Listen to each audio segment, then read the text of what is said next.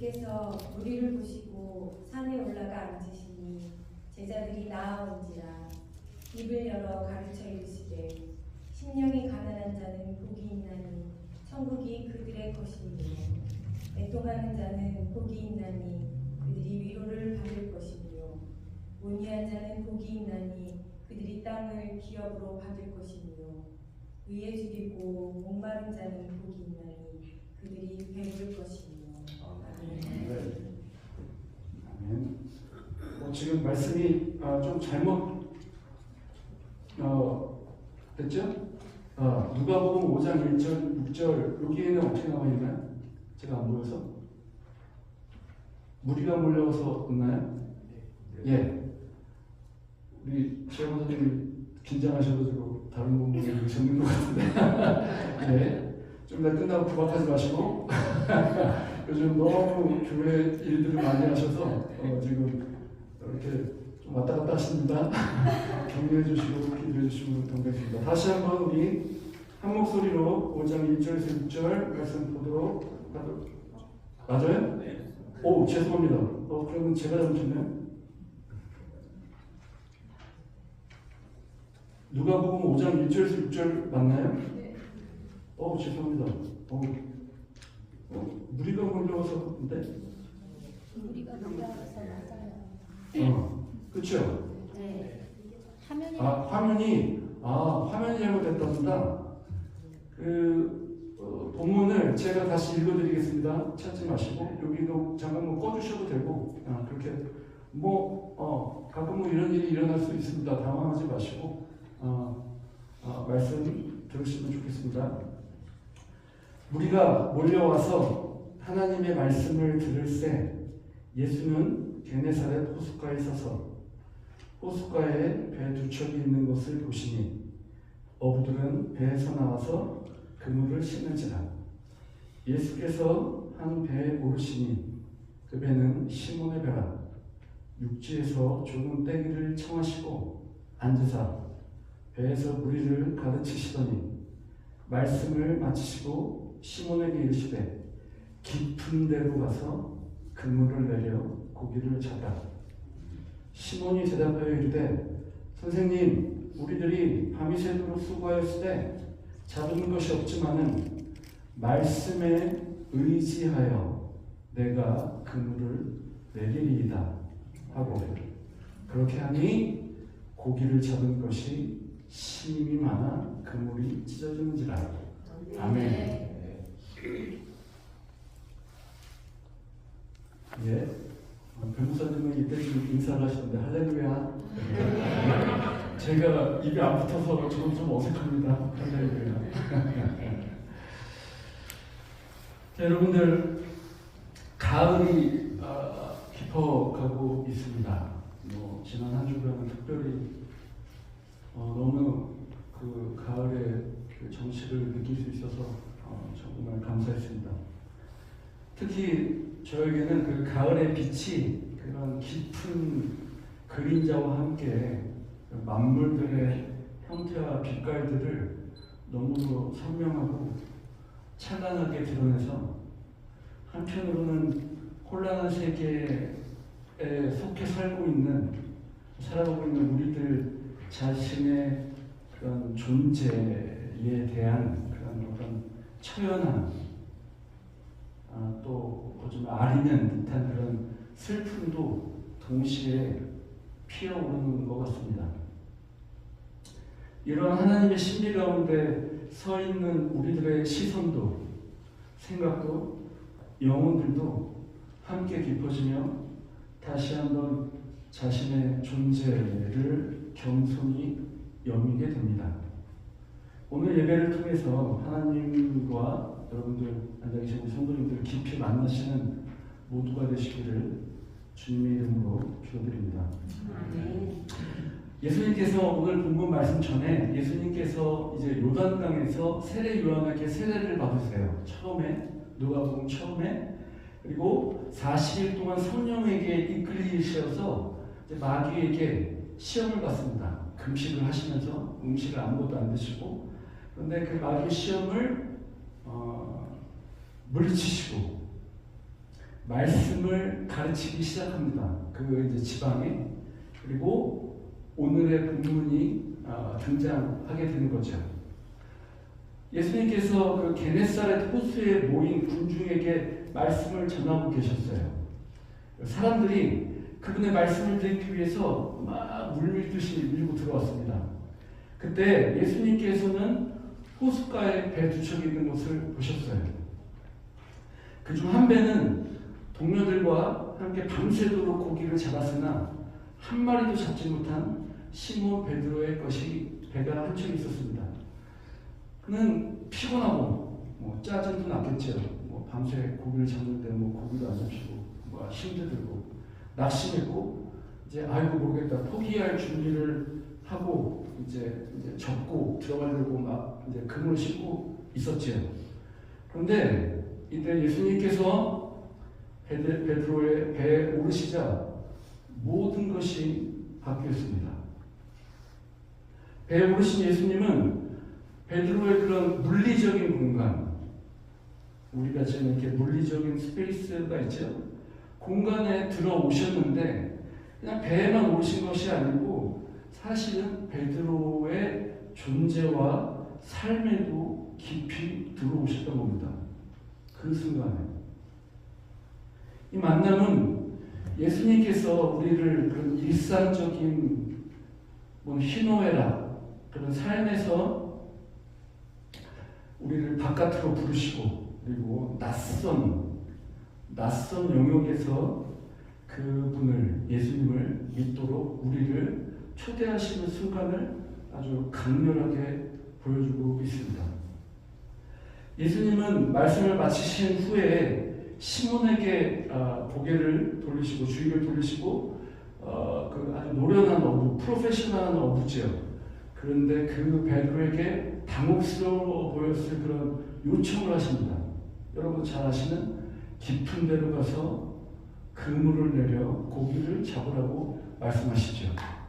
어부에게 고기를 잡으라고 하는데 당혹하냐. 근데 지금 상황이 아까 말씀드렸지만 다 정리하고 가려고 하고 고기를 못 잡고 화도 나고 막 그런데 깊은 데로 가서 고기를 잡으라고 요청하셨죠. 우리는 이 명령을 잘 이해할 수 없을지 모릅니다. 왜냐하면 그 문화적 배경이 다르기 때문에 그리고 그 상황을 잘 모르기 때문에 지역의 상황을 잘 모르기 때문에 그러나 예수님의 그런 어떻게 보면 대담한 무리한 요구를 우리는 다시 한번 생각해 봐야 될 것 같습니다.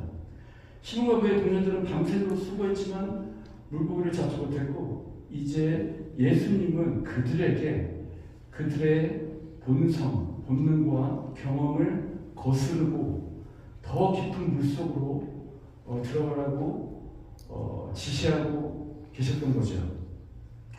베드로가 예수의 명령을 받았을 때 베드로는 자신의 그런 과거 경험, 수많은 물고기 잡았던 경험이 그의 그런 반응을 좌우하도록 이렇게 허용할 수 있었습니다. 왜냐하면 그는 갈릴리 바다에서 어부 생활로 장뼈가 굵었어요.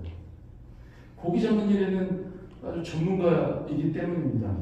그런 그에게 깊은 곳으로 가서 그물을 내려 고기를 잡으라는 말씀은 베드로의 경험과 상식에 맞지 않는 말이었습니다. 왜냐하면 이 게네사렛 호수로 불리는 이 갈릴리 바다 호수가 바로 게네사렛 호수입니다. 그 바다는 만년설이 있는 헐몬산 꼭대기에서부터 시작이 돼요. 그 호수가. 그래서 그 눈이 녹으면서 요단강 상류로 이렇게 흘러내려와서 그것이 갈릴리 호수를 만드는 곳입니다. 그래서 이렇게 그 눈이 녹아서 내려오기 때문에 물이 차요. 그래서 깊은 곳에는 물고기가 없습니다. 왜냐하면 지금 말씀드렸지만 그 수온에 민감한 물고기가 그 차가운 곳에 깊은 데 있지 않고 좀 따뜻한 그 물가 얕은데 그쪽으로 모이게 되는 것이죠. 그리고 아침에는 고기가 안 잡힙니다. 왜냐하면 물이 너무 맑아서 다 보여서 물고기가 숨기 때문에 아침에는 물고기를 안 잡아요. 그런데 예수님께서 지금 베드로에게 요청했던 데는 아침에 깊은 데를 가라고 하는 것이죠. 근데 베드로가 밤새도록 잡았는데도 안 되는데 고기를 가라고 하니 여러분 어떤지 모르겠는데 저 같으면 안 갑니다. 힘들잖아요. 그런데 그런 요청을 받았을 때 그 베드로는 정말 자기 경험에서 보면 말도 안 되는 명령이었지만 다시 한번 깊은 곳으로 가서 그물을 내리려고 합니다. 정말 힘든, 경험적으로도 육체적으로 힘든 일이죠. 그때 시몬 베드로가 약간 이제 의심하는 마음이 생겼겠죠. 의심하면서 이렇게 예수님께 물어봅니다. 자, 근데 그 대답에서 약간 그 베드로의 의심과 순종할까? 아니면 저 말을 따를까 말까? 그런 것들이 이렇게 혼재 있는 것을 볼 수가 있습니다. 그러나 그는 주님의 말씀이 당시에는 이해할 수 없었음에도 불구하고 순종하기로 선택했습니다. 베드로의 믿음의 행위는 단순히 그물을 내려 고기를 잡는 것이 아니었습니다. 동시에 예수님의 권위에 대한, 처음 보는 그런 예수님의 권위에 대한 순종과 신뢰의 표현이었던 것이죠.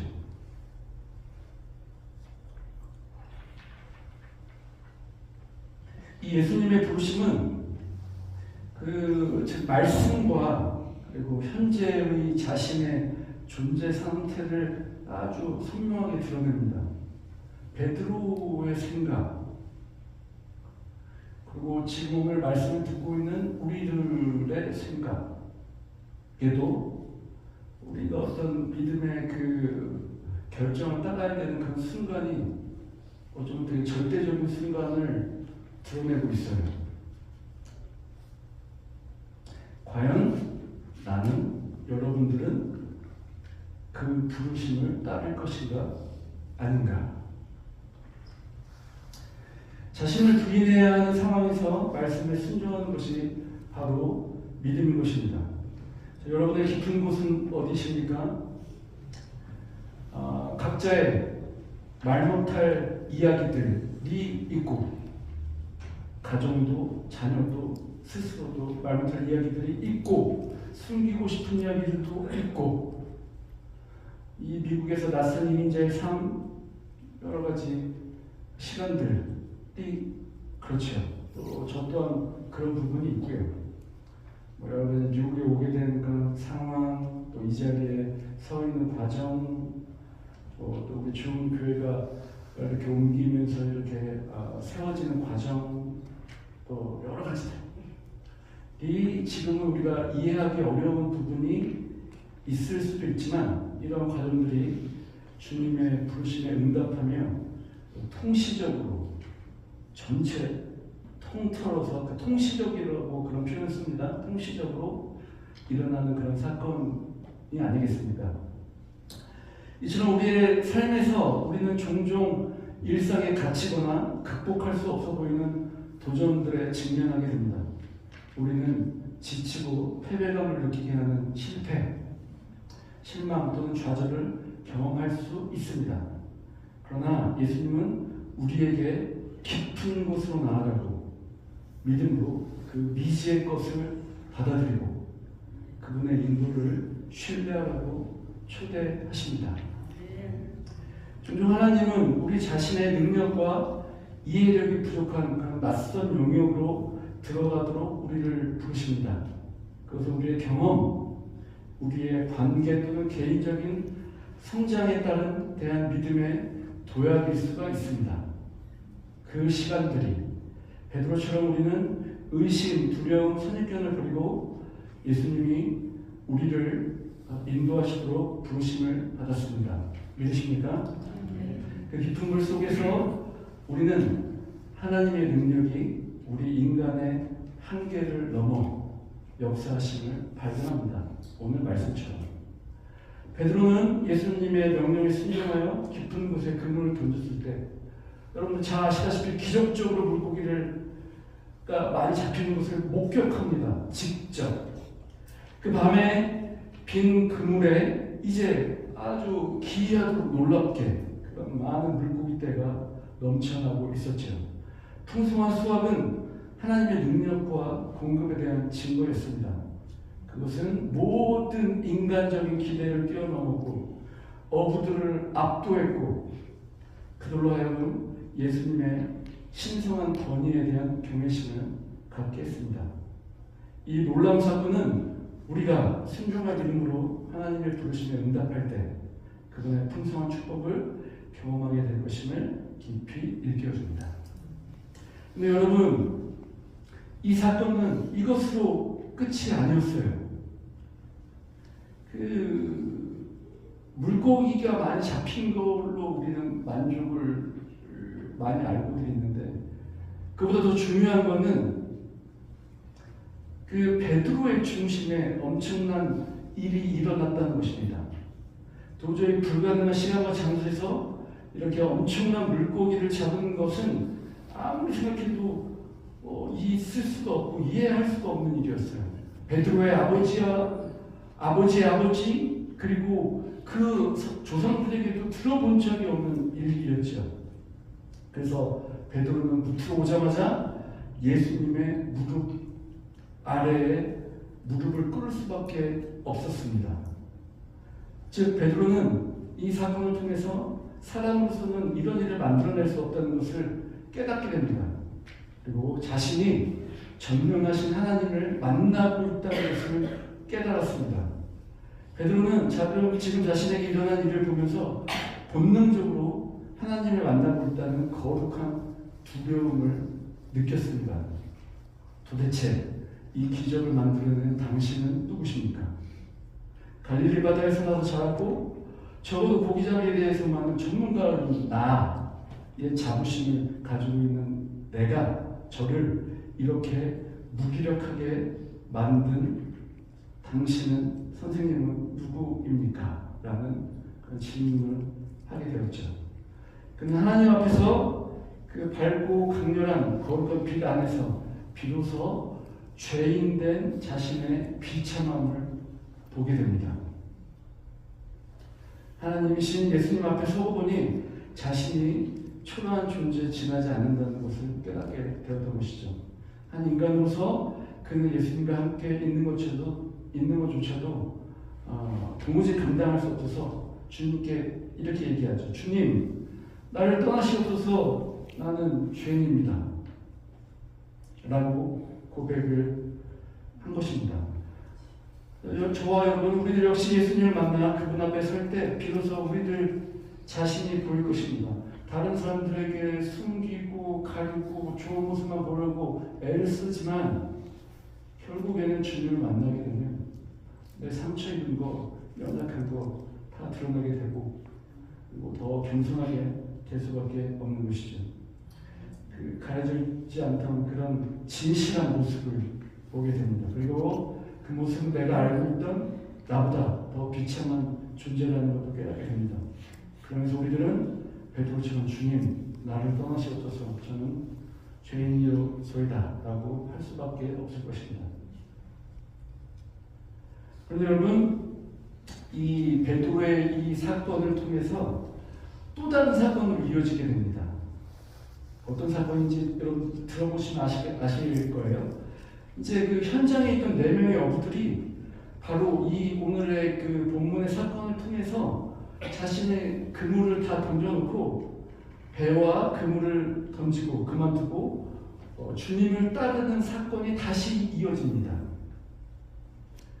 이런 베드로에게 주님이 이렇게 말씀하시죠. 이제 너는 네가 사람을 취하리라 라고 10절에 이야기를 하십니다. 오늘 본문에는 안 나오지만 뒤에 읽어보시면 나옵니다. 이 말씀은 베드로에게 야 다시 너 깊은 데로 가서 내 말을 순종해서 잘 그 물고기 사건을 경험했잖아. 이제 오늘 말씀 제목처럼 더 깊은 데로 가서 이제는 네가 사람을 잡는 어부가 되리라고 이야기를 하시는 것이죠.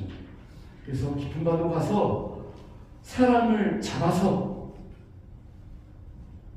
붙잡아서 주님의 구원의 배에 올려라. 즉 사람을 낳는 어부로 사는 것, 그것이 하나님이 가장 기뻐하시는 것인데 바로 그 삶으로 베드로를 한 번 더 초청하시는 것이 하고 계시는 것이죠. 그 초청은 기적의 그 베드로가 기적의 현장에 있었지만 그저 이렇게 바라만 보고 있었던 베드로에게 주님이 이제는 일으키시는 기적을 직접 행할 수 있는 자리로 부르셨어요. 그리고 영원한 생명을 전하는 자리에 서라는 말씀입니다. 놀랍죠? 안 놀라우세요?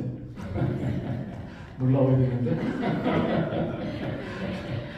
자, 소외된 당한 자의 이제는 그 살아남은 어부들은 어떤 일을 하냐? 여러분 잘 들으십시오.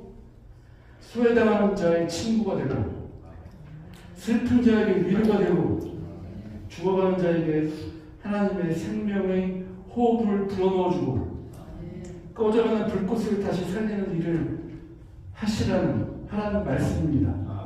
바로 이 삶이 베드로가 가야 할 또 다른 깊은 곳이었습니다. 예수님이 깊은 데로 가라는 말씀의 의미를 깨달은 베드로는 그 즉시 순종하여 주님의 제자가 되었습니다. 정말 더 깊은 바다로 나아갈 것이죠. 그렇다면 여러분 이 더 깊은 데로 가라는 것은 무엇을 의미할까요? 여러분들은 똑똑하셔서 잘 아시리라 믿습니다. 바로 하나님의 말씀을 여러분들 각자 실제 여러분들의 각자의 자리에서 그 삶으로 살아내라는 것 아니겠습니까? 머리, 입, 마음으로만 살지 마시고 실제적으로 여러분 몸으로 그 영향력이 드러나야 된다는 소리죠. 말씀을 온전히 아는 것과 믿는 것 그리고 행함이 하나 되는 성화의 삶을 살아가는 것이죠. 깊은 데로 가라. 오늘 그 깊은 데로 가서 그물날 고기를 잡으라는 예수님의 부르심은 우리 모두에게도 말씀하고 계시고 있는 거죠. 나랑은 상관없다? 베드로한테만 한 얘기니까 듣는 마음 좀 내비두세요. 어쩔 수 없죠. 본인이 싫으면 어쩔 수 없지만 어쨌든 예수님은 원하십니다. 깊은 물은 처음에는 이해하기 어렵고 두려운 것 같지만 주님께서는 그 순종 후에 준비해 주신 축복과 성장과 변화를 품고 있습니다. 우리의 삶의 익숙함, 관성으로 계속 지나가는 매일매일 아침에 일어나고 일하고 집에 돌아오고 자고 매번 반복되는 그런 익숙함과 편안함을 넘어서 이제 미지의 것을 편안한데 이제는 좀 나를 위해서 좀 일어나라. 너와 너의 가족과 자녀들을 위해서 너무 애쓴 건 나는 아는데 이제는 나도 좀 신경 좀 써달라. 써주지 않겠니? 이렇게 부르실 때 우리가 축복을 받으려고 하는 건 아니지만 어쨌든 축복은 따라오는 거니까 온전한 순종에 이렇게 하나님을 사랑하는 마음으로 따를 때 그 미지의 것을 받아들일 때 하나님의 인도를 신뢰하도록 우리를 계속 도전하고 있습니다. 우리가 믿음과 순종으로 그분의 부르심에 응답할 때 그분은 우리를 진정한 그리스도의 사람으로 인도하십니다. 오늘 이 예배에 함께 참석하신 모든 성도 여러분, 지금까지는 어떻게 됐는지 모르겠습니다. 실수도 많이 하고 다른 사람 마음도 많이 아프게 하고 또 내 열심히 하나님보다 앞서갈 때도 많았고 그래서 엉망이 돼서 엉켜 뒤엉켜가지고 뒤죽박죽 돼가지고 삶도 참 평안과 행복도 못 느끼고 그렇게 저도 그렇고 여러분들도 그렇고 그런 순간이 있었을 테니까 그렇다면 이제는 이제는 그런 모든 혼란함과 그런 나의 의심을 버리시고 하나님의 보심에 저와 더 깊은 곳으로 가시는 모든 성도님들 되시기를 주님의 이름으로 기도드립니다. 기도하시겠습니다. 사랑하는 하나님, 저희들이 주님과 함께 믿음의 여정을 떠나면서 의심과 두려움을 뒤로하고 깊은 곳으로 나아갈 용기를 찾게 하여 주셔서 하나님의 은혜가 우리를 붙드시고 아버지의 지혜가 우리를 인도하시며 아버지의 사랑이 흔들리지 않는 믿음으로 삶의 깊이를 마주할 수 있도록 힘을 주신다는 사실을 기억하게 하여 주시옵소서. 예수님의 이름으로 기도합니다. 아멘.